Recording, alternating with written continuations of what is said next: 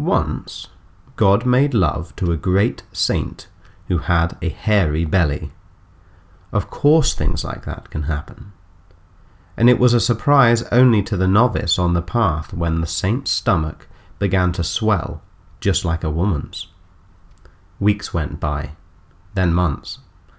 The saint's cheeks turned into beautiful roses. He became like a young bride who was carrying a holy child, and his gratitude was speechless, but his eyes shone like two planets making love. The town began to stand outside his house at night, for it had come to the attention of the faithful that as the moon passed by on its round, it would sometimes bend over and kiss his roof. Of course things like that can happen. Life went on, amidst the other 10,000 wonders. Whiskers and weeds and trees and charming babies kept emerging. People and cattle and bees worked side by side, all sweetly humming, and come lunch, all dined on the same mysterious divine manna of nourishing love, disguised in 1,000 shapes, colours, and forms. Galaxies gave away their ingenious ideas and told us of their private body functions. So man, too, eats, burps, and excretes more worlds. How is it that invisible thoughts can lift heavy matter and build cities and armies and altars? All contain a hidden strategy to be transformed again into divine music and love and light.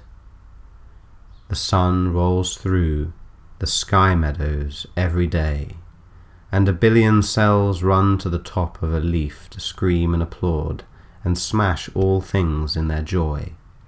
Of course things like that can happen. Rivers stay up all night and chant.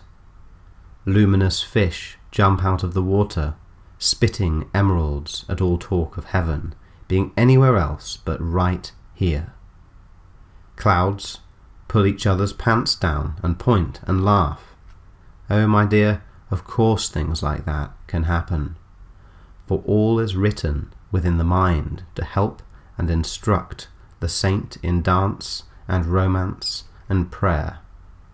The stars get clearly drunk and crazy at night and throw themselves across the sky. Only an insane being or compound is not going mad with excitement about this wonderful performance by God. And still, light stretches its arms, open even more, and shouts to you because you are his lover, to forget your harsh actions of the past and just dance. Look, angels and flowers are playing hooky in the graveyards, laughing and rolling naked on cool stones. Why go to sleep tonight, exhausted from the folly of ignorance, when the beloved is drunk, and is doing wonderful ecstatic somersaults, and is giving wild lessons between the sheets, and between his hand strands all up and down the tavern floor and ceiling? Indeed, things like that can happen. A few days before the delivery of God's baby, the saint had to visit a city close by where few knew him. He was walking unnoticed past a mosque, and the shouts of God's lovers happened to fill the air, calling, "Allah, Allah, where are you?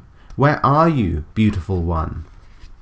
And the child in the womb of the Master could not remain silent and shouted back in an astounding voice, "I am here! I am here, dear world!" The crowd in the mosque became frantic, and they picked up shoes, clubs, and stones. You know what then happened. The story becomes grim. But the moon cannot hold a grudge.